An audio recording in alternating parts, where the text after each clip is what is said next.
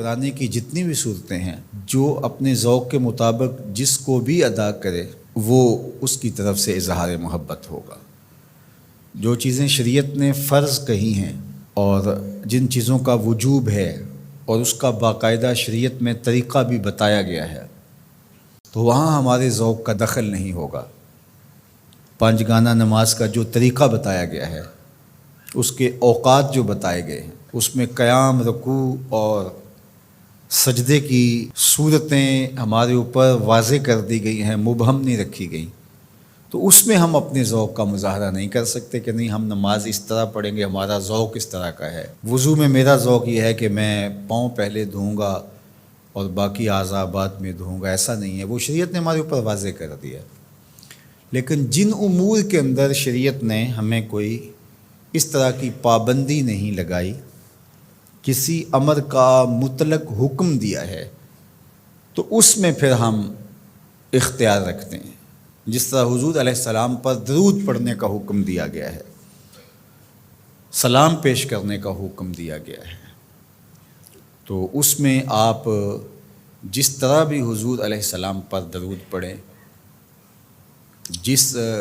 ہیئت میں بھی درود پڑھیں، کھڑے ہو کے پڑھیں، بیٹھ کے پڑھیں، درود کے کلمات، درود کے الفاظ،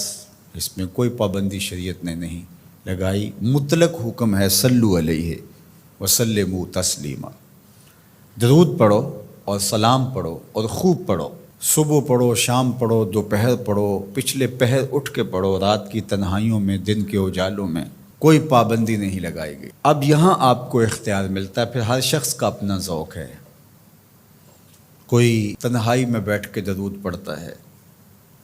اور کوئی اجتماعی طور پہ درود پڑھتا ہے، کوئی بچوں میں بیٹھ کے درود کی مجلس سجا لیتا ہے، تو یہ آپ کا اختیار ہے۔ اسی طرح فَلْيَفْرَحُوا کہ خوشی کا اظہار کرو، تو اس میں آپ کا اختیار ہے۔ آپ 12 ربیع الاول کے دن صدقہ و خیرات کیے جا رہے ہیں، 12 کو نہیں کرتے، 13 کو کرتے ہیں، 11 کو کرتے ہیں، 8 کو کرتے ہیں، کسی اور مہینے میں کرتے ہیں، حضور کے آنے پر آپ کو خوشی ہے، اس کا شکرانہ ادا کرتے ہیں، اللہ کا شکر بجا لاتے ہیں، قولاً، عملاً، رویتاً، نوافل ادا کیے جا رہے ہیں، روزہ رکھتے ہیں۔ حضور علیہ السلام نے خود روزہ رکھا پیر کے دن، تو اگر کوئی شخص سارے طریق مسرت کے اختیار کر لے، خوشیوں کے سارے رنگ اختیار کر لے، تو اس میں کیا حرج ہے کہ وہ روزہ بھی رکھے،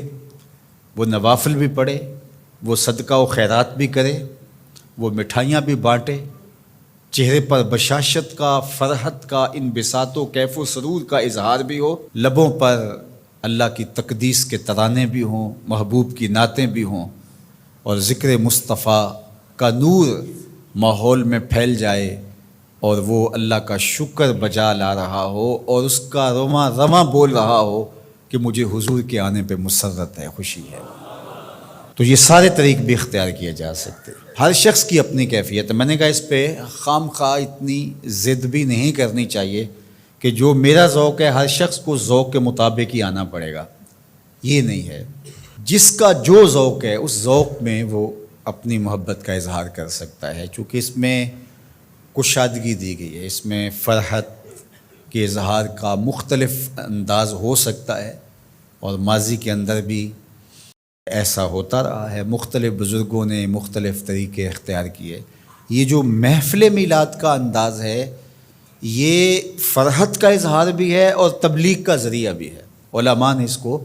اس لیے زیادہ تر اختیار کیا کہ اس سے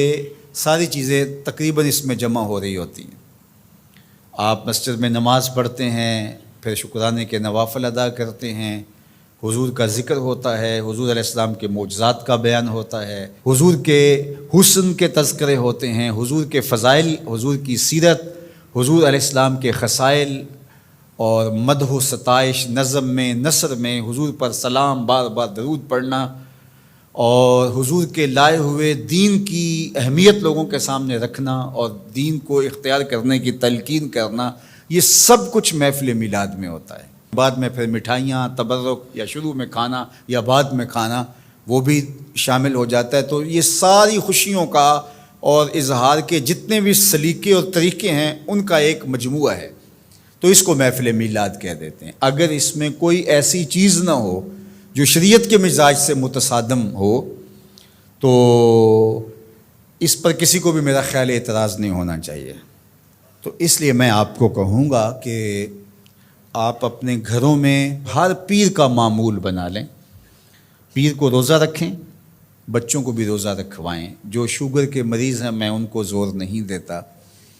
باقی جن سے ممکن ہو تو وہ ضرور پیر کا روزہ رکھیں، آپ اس سے صحت بھی پائیں گے۔ آج بھی مدینہ المنورہ میں لوگ کثرت کے ساتھ پیر شریف کا روزہ رکھتے ہیں، یہ معمول بنا لیں۔ اور افطار کے وقت جو آپ دسترخوان بچھائیں اس میں اپنے بچوں کو بھی اپنے ساتھ بٹھائیں اور حضور علیہ السلام پر درود پڑھیں، حضور کی سیرت کا کوئی ایک واقعہ سنا دیں، حضور کا کوئی ایک معجزہ ان کے سامنے رکھ دیں، آقا کریم علیہ الصلوۃ والسلام کے حسن کا قصیدہ ان کے سامنے پڑھ دیں، کسی عضو بدن کی خوبصورتی اور شمائل کا تذکرہ ان کے سامنے رکھیں، اور پھر نتیجہ آپ دیکھنا۔ اس کے بعد دعا کر کے افطار کر لیں، کھانا کھا لیں، اور یہ صرف 8 دن کے بعد آپ کریں۔ 8 دن میں 2 مرتبہ کر سکیں، جمعے اور پیر 2 دن کر سکے تو اور اچھا، نہیں تو 1 دن کم از کم یہ مقرر کر دیں۔ اگر کسی وجہ سے آپ پیر کے دن نہیں کر سکتے، کوئی اور دن مقرر کر لیں، یہ سارے اللہ کے دن ہیں، تو آپ دیکھیں گے کہ اس کے اثرات آپ کی نسل کے اندر منتقل ہوں گے۔